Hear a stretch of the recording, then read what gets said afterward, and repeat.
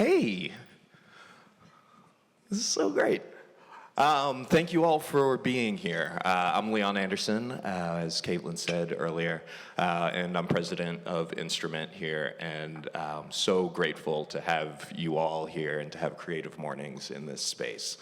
I wish our folks could be here, but I'm really happy that they're able to celebrate Wellness Day today and have a nice 4-day weekend. Meanwhile, I'm here working for you all. But there's no place I'd rather be this morning. So Leon Anderson is my name. I am serving as president of Instrument. I'm a Oregon transplant. I've lived in all 4 corners of the United States. And I'm also a creative industry transplant. So I'm an aerospace engineer by education and trade. And up until 10 years ago, I was building things like really big, giant, dirty things with my hands. And so when I hear creep, I hear like the mantra that goes through my head every morning. And it's just like that imposter syndrome, but this city of creatives has welcomed me with open arms over the last 10 years. And so thank you all. Thank you for doing this, and thank you to everyone who can't be here. And I get to share the stage right now with Ivan McClellan. So Ivan is also a transplant, originally from Kansas City, Kansas. He's a photojournalist and a designer. And he's also the founder of the 8-Second Rodeo, the Juneteenth Rodeo here in Portland. Thank you. Through his work, he really tells the stories and shares with us marginalized communities and really faces some of the global myths that we have about the place of Black community and the stories in which we find ourselves. So thank you for joining us for this conversation. Oh yeah, thank you all for being here. This is amazing. This is so early, and there's so many people here. This is remarkable. It was like 8:30 and nobody was here, and I was like, that's about right, but then everybody showed up. So, good for you. Well, we had our morning announcements, we had our beautiful music, and now we're going to have a conversation. As Caitlin said, we're here to talk about rituals. We're here to have a chat about outdoor spaces and how especially those who have historically faced marginalization or found themselves unwelcome in outdoor spaces can really start to take back that narrative and create the ownership of that. And so, we can't have Jocelyn with us, but you get to have us too, and hear a conversation here. So when I think about the taking back and owning the outdoor spaces, my brain actually goes to golf. I know it's a very highly curated outdoor space, for better or worse, but it's one that I have been able to make my own. It's a place that I can go, and for 4 hours I get to turn off my phone. No one can reach me, and I just get to challenge myself and go on a really long and frustrating walk.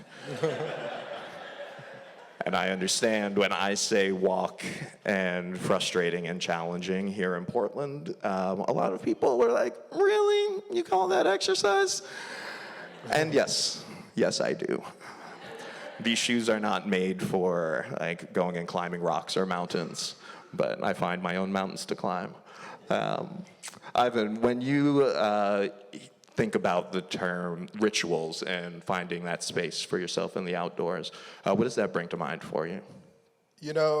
I sort of live in a lot of different modes. There's Ivan the photographer, and there's a lot of repetition and a lot of process in the documentary photography work that I do.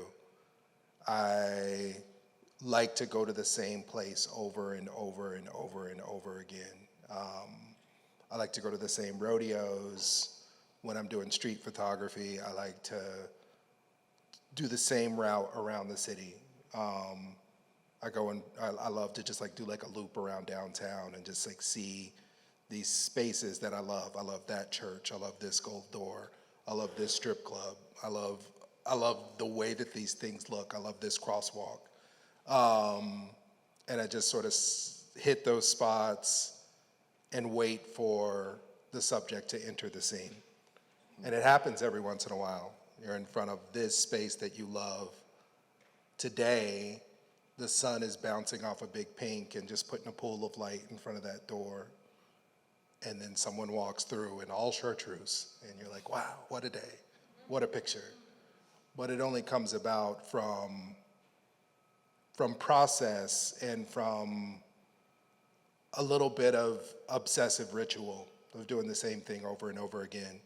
So I've been doing these loops and these routes around Portland for a decade now, and learned to interact with strangers in those spaces and make portraits. And I took that same process and that same ritual to the rodeo space, which I knew nothing about, in 2015, and just sort of was paying attention to how people interacted with their animals, paying attention to the glint off of the fringe and the bedazzled shirts and the gold chains and the pinky rings and all of this ephemera of a culture that I knew nothing about. And I sort of watched people transition from like what felt like a family barbecue into like heated competition mode, and photograph that transition. And it was delightful the first time that I did it. It just like shook my soul and really got its hooks into me. And then I went back and kind of knew what was going to happen a little bit, and knew those spots, knew where to position myself.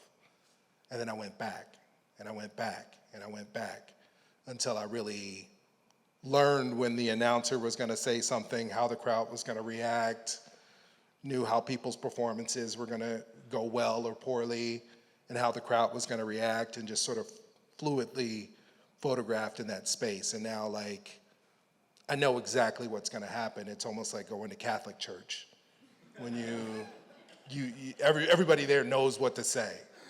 Peace be with you, and also with you, and people know where to kneel, and if you're not familiar with it, you're kind of like, what's going on? Like, these people are robots. But I'm definitely a robot in the spaces that I'm familiar with as a creative. And rather than looking for inspiration, I really focus on process, repetition, ritual, and inspiration comes every once in a while, and it's a real gift. The other mode outdoors is Ivan the cowboy. Ivan the new kind of fake cowboy who can ride a horse okay, but doesn't really know if the fence swings in or out, or doesn't really know how to do much on a farm. But I like to go into that place, and I like to get into the dirt, and I really like to get synced up completely with an animal so that I can get on its back and we can ride together. And I ride a Clydesdale named Clyde, and he's enormous. If you know horses, he's 18 and a half hands. So it's a big boy. It's like riding a dinosaur. You kind of move, and he's old. And neither one of us want to go very fast. But every once in a while, I've got to keep up with the people that I'm with, and it's not enough for me to tell him, "Hey, Clyde, go fast." I've got to put in the effort. I've got to lean forward. I've got to rock in my saddle. I've got to work with him, and we both can get up to a canter. But it's he can't see me. The only information he gets is from the reins and from my attitude. And we really have to work together to stay safe. He wants to protect me. I want to protect him. And it's just really a beautiful form of communication that I'm learning how to do. That's awesome. So like at the beginning of that, you talked a lot of Ivan looking out, so being objective to the scene. And then you moved into the subjective side of it, of Ivan the new cowboy. Mm-hmm. How has your now like hands-on experience with this very visceral aspect of human and nature working together changed your like objective perspective on rodeo culture or on the outdoors? I mean, it's changed me in every way imaginable. It's changed the way that how patient I am with myself and patient I am with other people. I think I used to get really frustrated and I had a lot of quit in me. And if something wasn't going my way, I would just be like, well, what else can I do? Because this is not working. Now I sort of relax into things and go like, oh, this isn't working, but maybe I can shift it. Maybe I can try something different. Maybe I can move in a little bit of a different direction. I think one of those things is the rodeo, right? When we decided to do the rodeo in 2023, I didn't know what I was doing. I had never planned a birthday party. I had never planned anything. And all of a sudden I was like, I want thousands of people to show up to a black rodeo in Portland, Oregon. I think this is gonna work. And it did not. It sucked. I couldn't get anybody to believe in it. I couldn't get any sponsorship money. But I kept going. And I was like, let's try something different. Let's switch the venue. Let's move it into Portland versus it was gonna be in Boring. It was gonna be the boring black rodeo. And There's something to that. yeah. And we moved it into the city because I was like, I want people to be able to ride on the Max. And I love the narrative of this rodeo in this space. So we shifted, and I kept going. And it went from December when I started to February, and it was getting a little bit of traction. We got a venue. And then it was like April, rodeo's in June, and it was getting pretty close. And I was like, well, we got to start selling tickets. And so I announced it. We started selling tickets. I still didn't have any sponsorship money. I still didn't have anything in the bank. But I was like, keep going, be patient, shift. It'll happen.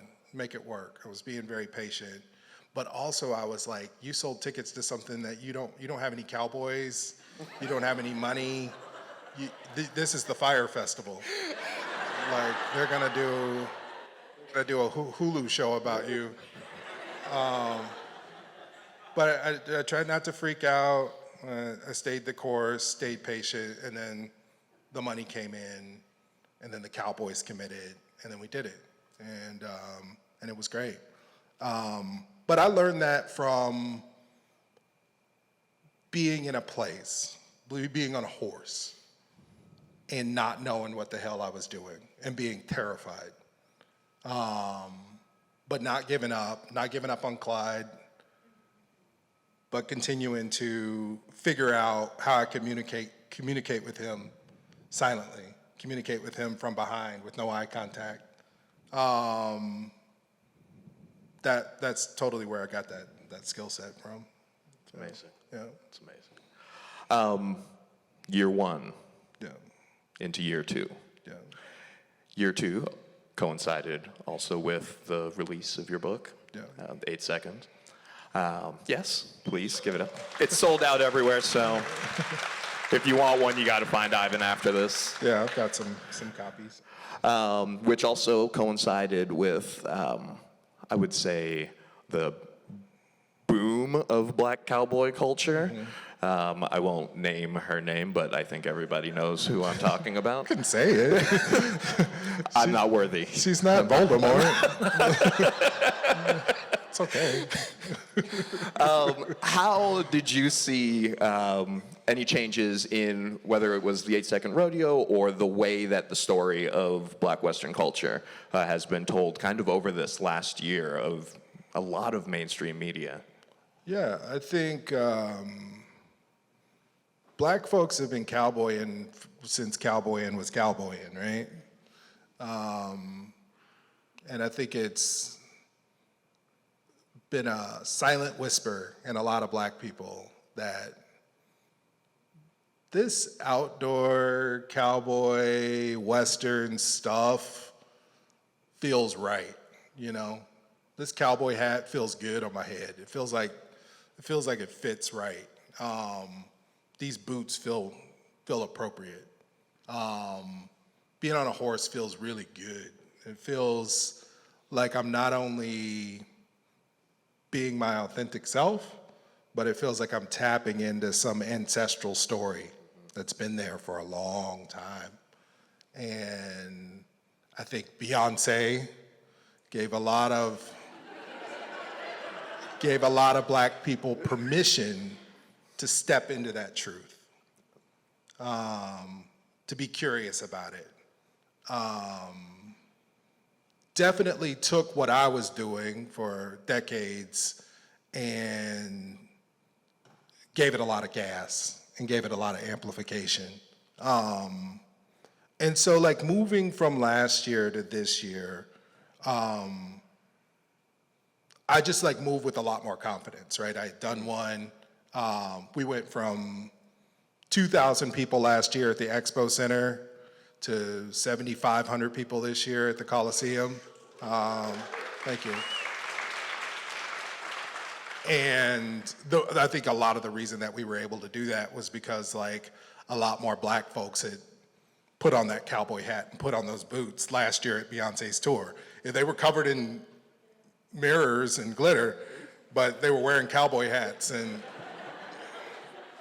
they were clacking fans and... Is mirrors and glitter not appropriate rodeo wear? Not traditionally, but like everything, the game's all messed up. Everything is exciting now. I saw a man at the concert in Seattle, and he dressed like a full horse. He dressed like a glitter horse, and the guy was already like 6'3", and then he had on a massive horse head, and so he was like 7'2" with this outfit on, and I was just like, wow, who's sitting behind you? What a choice you've made. But yeah, just sort of seeing that inter-black culture in such a powerful and dynamic way gave me confidence to, over 3x our audience size. Because it's like, people want this. People want to be a part of this. And not only 3x it, but 3x it in Portland, where there's 40,000 black people. It's not a lot. We had like a large chunk of the black people at our event at one time. You literally brought them all back to the albino corridor. Yeah, exactly. So yeah, just that wave, and I don't want to call it a trend because I don't think it's a trend. I've seen it gradually going up for years, and 2015. I was the only one like saying, Black Cowboys are cool. Look, they exist. Like, this is awesome. Check it out. We're outdoors. We're in the dirt. We're riding horses. Like, look. And my voice was so small. I had like 300 followers, and I was like, look, this is amazing. And then in 2018, Lil Nas X came out with Old Town Road, and it was like he had a bigger microphone than me, and he was like, I got the horses in the back. And like all the people in the cowboy culture were like, oh, amazing. And a lot of people were getting woken up and realizing this was part of our identity. And then movies started coming out. The Harder They Fall, Jay-Z produced that. Concrete Cowboy came out with Idris Elba, and big mainstream Netflix movies like telling this story. And that was amazing to see. And then Beyonce. So it's like Beyonce and Pharrell. With Louis Vuitton, like just sort of seeing this curve, seeing this ramp go up gradually to this inflection point doesn't look like a trend. Trends go like this. This is a homecoming. This is a reclamation of an identity that's belonged to this culture, that this culture's been part of for a long time. And I don't see it going down. I hope it doesn't go down, because next year we're gonna go to the Moda Center. Yeah.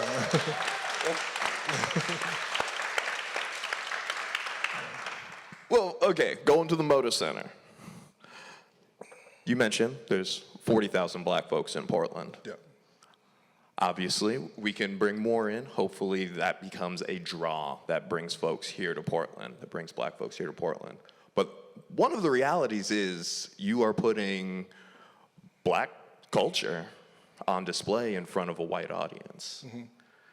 How do you not let that change the experience? How do you not let the gaze whitewash what is actually happening in that thing that you originally created or brought to the light? Yeah, that's an interesting question, and it's something that I'm really fearful of. When those tickets are selling, I mean, day one, we released the tickets on the same day that Beyonce's album came out. March the 29th, we dropped our tickets, and we sold half of them on day one. And so like the whole bottom bowl of the Coliseum, we just watched it gray out. The whole thing just sold in like hours. I had friends like trying to get tickets together, and they were like, they couldn't, because like by the time they found a group of tickets, like they had all sold, and then they had to go somewhere else.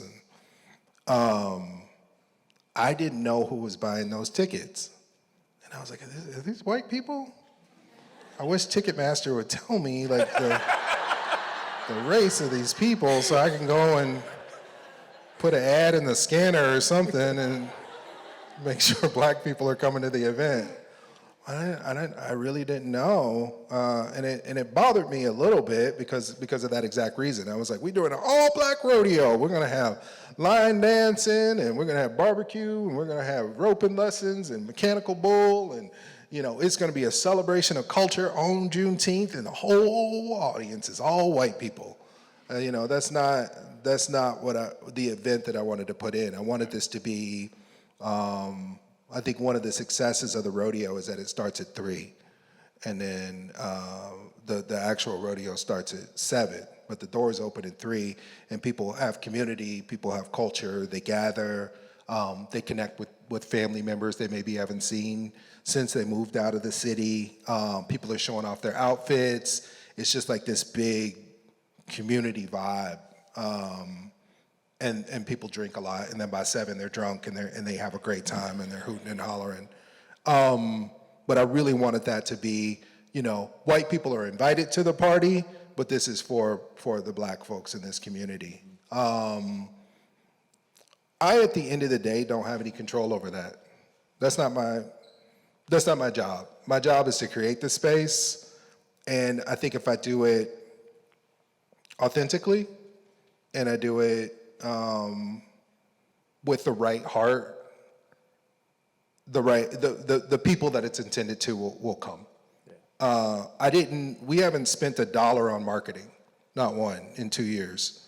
We have no marketing strategy. Our marketing strategy is I post on Instagram that we're doing a rodeo, and then I pray a lot. And so I think if I were like, oh, we have to sell out this thing, I need money to pay for my expenses, if I were really approaching it from a commerce lens, and I was putting ads in the Oregonian and putting ads on KGW, who have like very old white audiences, and I was like going to the Moda Center and like, you need to send emails out to the PBR listserv. If I were doing those things, then I think that audience would get a lot wider. But I'm not. I'm just like saying, hey, here's the thing. If y'all want to come, And I would say that audience was 75% black folks this year. And then a lot of white allies who had a great time. It was like, it was unapologetically black. Like the event was black. We were singing Tevin Campbell in there, and there was like a whole like Keisha Cole sing along, and we were singing Luther Vandross in there, and I went back and watched the video, and the black people are just like, can we talk for a minute? And then the white people are like, okay. Of course we can. Oh, this is fun. I don't know this song, but this is cool. And so, we're having culture, we're having community in a really authentic way. We're regardless of who's in the audience, you know? And I think it'll continue to be that mix. Yeah. It'll continue to be 75% black folks and 25% white folks, and I'm perfectly happy with that. And if it changes, I'm fine with that too. But it's really not up to me, unless I give all the tickets away for free, which I'm not going to do. Yeah. Know your boundaries. Yeah.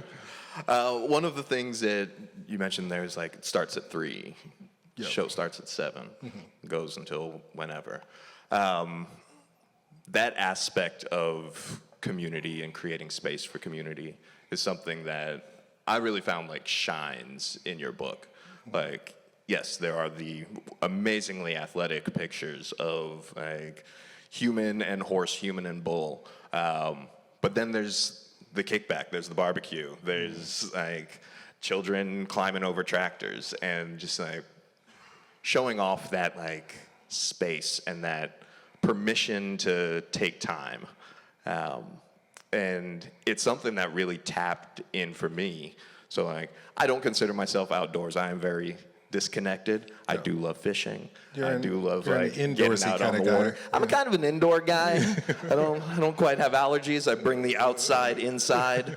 You know, that's kind of the way I do. But it is the way that I grew up. Like I think about going to my family's farm in Jamaica, where my grandparents lived and where my parents were raised, or where my mom was raised. My parents aren't related to each other. That's good. That's important. I just want to clarify that since this is being recorded. But one of the things is like, you just sit. You just sit in community, and people come over, and they ride their horse over, and they tie it up to the fence, or don't tie it up, and it just wanders around. Whoever the neighbors are, they come by. They go away. You go over to their place. Everyone's taking care of everyone else's kids. And that's like something that only happens when we can take that time. How do you manage to find that time between being an event producer, being a photojournalist, being a designer for Adobe? Like, how do you find that time or make that time for you and your family? You know, I don't know where work leaves off and where I begin. I have no idea.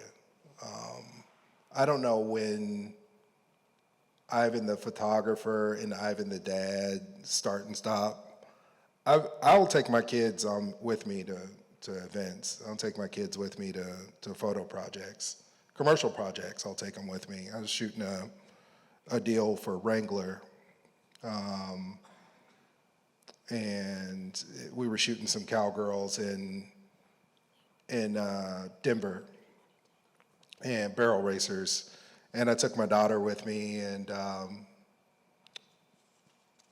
she was just there, you know, holding my flashes, holding my lenses, like helping out. And you know, when we wrapped up the shoot, they put her on a horse, and she was going around barrels, and you know, she stays in the hotel with me and watches Bluey, and then we go and work, and then we come back, and she's like, "That was a great vacation," and I was like, "That was a work trip," and that's just sort of how I roll. I'll work at a rodeo. You know, I'll go to a town called Okmulgee, which is the first rodeo that I've ever been to and my favorite rodeo, and it's like a family reunion. I show up, and there are thousands of horse trailers, and there are people barbecuing, and there are people cooking turkey legs and doing the Cupid shuffle in the dirt, and you know, getting their horses ready for competition. And I go there, and I'll go over to the LeBlanc family, who are always there, and I'll get some ribs, and I'll get some lemonade, and then I'll walk over and take some pictures. And then I'll like hang out on the fence with some bull riders that I know and hang out, talk to some of the organizers, take some pictures. And it's just like very fluid. I belong in this space. I belong. I know this space. I know these people. But I'm also working. I'm also creating art there that I'm going to sell and I'm going to put in museums. So I don't know if that's like a vacation or work or what the hell it is. And generally I don't really know which mode that I'm in. I know I work at Adobe. I know when I'm working at Adobe. Like, that's damn clear. Like I talk different. Like the whole thing is a very clear mode. I'm on a computer. I'm working at Adobe. But when I'm working on is Ivan the photographer, or I'm being Ivan the cowboy, I don't know when I'm working or not. And I guess that's kind of the goal, right? Yeah. That's kind of the point. So. We have some cards that folks were given that you could fill out, and then there'll be people coming around and collecting them. The question on the card is, how do you interact with nature? So we've heard Ivan talking a lot about that. We've heard me shirking the question. But the first one that pops up here is kind of related to this question about making the time, and it's not enough. And one of the interesting things about that is that just a couple ones later is just walking is my practice in meditation. And it's for me, seeing that, something as simple as just walking, just being present when I walk instead of responding to Slacks and looking up when I get to an intersection, can be encountering. And when we go back and we talk about how it changes, nature changes around you. Your built environment changes around you consistently. You change and your perspective changes, which is, I take a look. That's how you interact with nature. Thursday, I went on a one-on-one with one of my coworkers, and we just went for a walk. And instead of walking on Williams or walking on Vancouver, we walked on the alley in between. And it's so dope when you're in the alley. Every day's different. There's blackberries that are in season right now. There's pears that are falling off the trees. There's a house right down the way that has two 1965 MGs in the back overgrown with weeds. If that's your house, talk to me, because I'd love to talk to you about your car. But it's you have to take that space and walking and just, we connected. We didn't talk at all about our projects. We talked about the work and how he's feeling and where he wants to go in his life and about our children. And it was truly what a one-on-one should be. And so thank you for whoever wrote these three that all connect with each other so well. Because the other vision that I have being a transplant in Oregon of getting outdoors is hiking. Hey, what did you do this weekend? Oh, I went up to Dog Mountain. I'm oh, that sounds fun. No, it was grueling. It's an uphill, 5-hour hike, and then we watched the sunrise. I'm what time did you start? And that's not only the experience that I get day to day, but also, that's the experience that brands project. When you look at a Patagonia ad or you look at a Ford truck ad, it's oh, be out in the wilderness, drive across a river and sleep on top of your truck or whatever. So it's hard for me to find myself in those stories. Those are also stories of the outdoors. There's a lot of stories that are told through the brand lens of the Western world and what it is to be a cowboy, to be built blank tough. Why are they falling short in that message where it seems so one-sided and so unapproachable? Yeah, I think that's not the experience of a lot of the people that I interact with, and that's not my experience at all. All of this work is just about mindfulness. It's you said, when you're locked in and you are paying attention, you get to see so much more stuff. Oh, this leaf texture is crazy. Do you see this leaf? This leaf is giving me a little bit of amber. It's giving me a little bit of little bit of lime. Like, this leaf is crazy. Why is it here? You know, and you really get to see people, and you really get to, you know, I know when somebody wants me to take their picture, and I know for sure when they do not, and I know a long time before I actually get close to them. If you're walking down the sidewalk and somebody's coming the opposite direction, like if they start to gently move toward the street, they want nothing to do with you. They don't even realize that they're doing it, but like a block away, you can tell. But if they start to move toward you, they make a little bit of eye contact, you're like, you want your photo taken. You know I'm nice with this camera. I'm about to make a beautiful portrait of you. But that's a gift that we get, and that's something that I've learned through this work is there's so much stuff going on with us human animals that's not spoken, that's not verbal. We all think we're hiding, but we know each other. We can smell each other. There's a lot of nonverbal stuff going on that we don't give enough credit to. And I notice it through the mindful exercise of paying attention, right? The cowboys know this. The cowboys, I have to do a lot of work before I interact with a cowboy because they are such spiritual beings. They're so in tune with animals, in tune with the land. If you come upon them and your energy isn't right, they can smell it right away, and they'll tell you to back off. They'll tell you to get away from them. Their animals know, and that's what freaks me out, is that the horses know you. They know what you're about. They know you just got in a fight with your wife. They can tell. But you don't know what they're thinking because their eyes are all black. And, you know, so they've got a leg up on you. And so these cowboys live their life that way in this very nuanced, mindful, connected way. And I've never seen that in an ad. I've never seen that focus and that connection and that intimacy. They just sort of show the external things. I've got a rope, there's dirt, I'm kicking up stuff, my cowboy hat is on tight, I'm a cowboy. And it's like, it's not all that. It's not all this tough and gristle. That's the external of it. But the internal world is very peaceful, connected, and mindful. And I would love to see a lot more of that. And I would love to hear them sort of tell that story. Thank you. I think we are at overtime, but I blame that because we started late.